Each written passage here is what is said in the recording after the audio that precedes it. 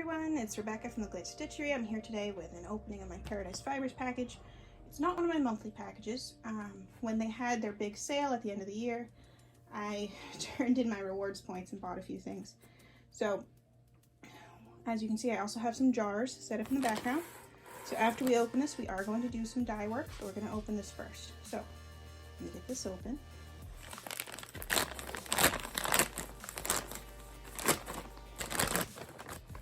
Alright, so I ordered 3 different types of fiber.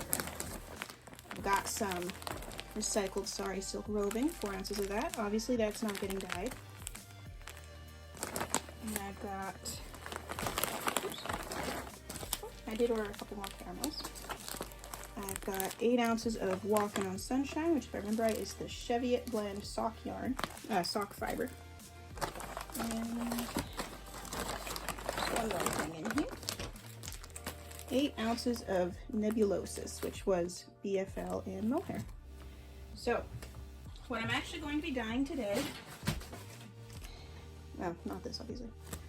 Alright, so I have this beautiful fleece, beautiful Jacob fleece, and I've already used all the white portions of it, and all that's left is like the black-brown portions.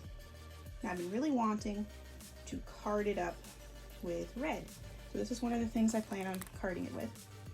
Then I was also going to dye some locks and such to card in as well. I have some locks, some Silk Noil that I was going to add, some Mohair locks and Teeswater locks. Now I also want to dye at least one of these, probably the Nebulosis because it sounds wonderful. Right now I'm still not really comfortable working with dye powders because I'm pregnant, so even with all the equipment I just don't really feel comfortable doing it. So we're going to be using Koolaid and food coloring droplets. I set out some colors. I'm still thinking through the colors. So we're just going to do this right in my studio, right at my desk. I'm going to bring in hot water from the kitchen, pour it into the jars. I'll have little, probably washcloths under each of these to catch anything that falls out.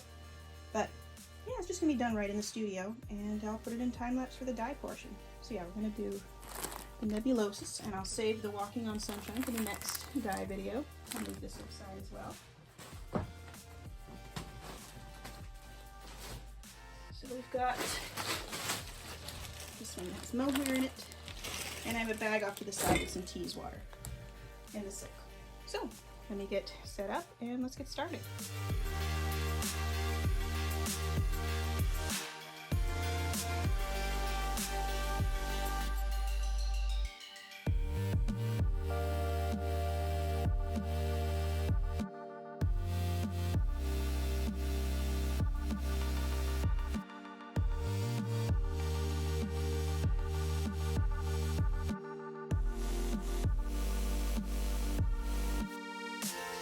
So I got them all set up.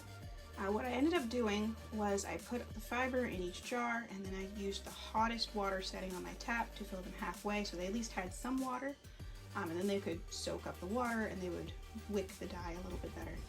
After that I brought them in here and I added the Koolaid and food coloring to each jar, and I went back and forth with my kettle to boil hot water because frankly the kettle is the least dangerous way for me to transport water. It's not very heavy, so I can move it. It took 3 trips, but it's not like it's a huge deal.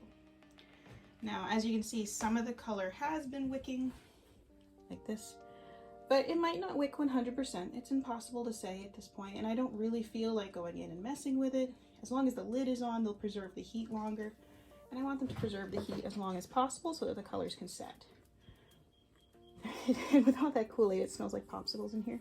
So as you can see, this part doesn't really seem to be wicking. It also seems like this part of the dye didn't really, this part of the silk didn't really absorb any liquid. Silk and water are just really weird together. They don't always absorb properly, but it's okay to have some white. It's not really a big deal. These bats are just for me, so it's not like I'm just gonna be making anything to sell out of these. This one's the Teeswater. I'd overdyed the entire fleece in pink, but like very unevenly, and I've just been slowly doing small portions of it with other colors and seeing how that comes out. I mean, you can still see some pink. There's also some really cool oranges in here.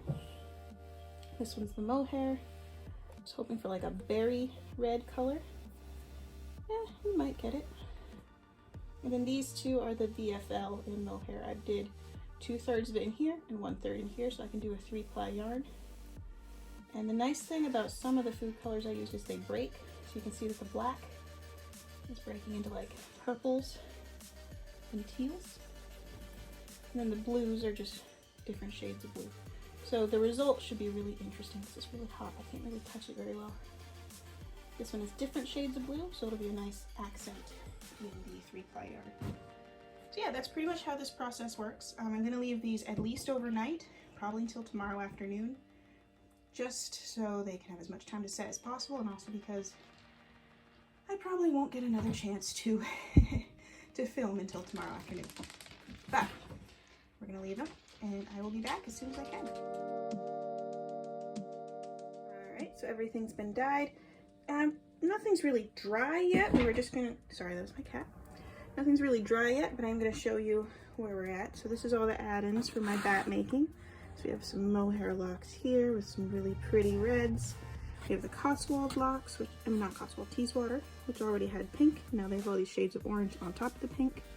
Then we have the silk, which ended up with this kind of, I don't know what to call that color, to be honest, but it's very bright and still very, very wet.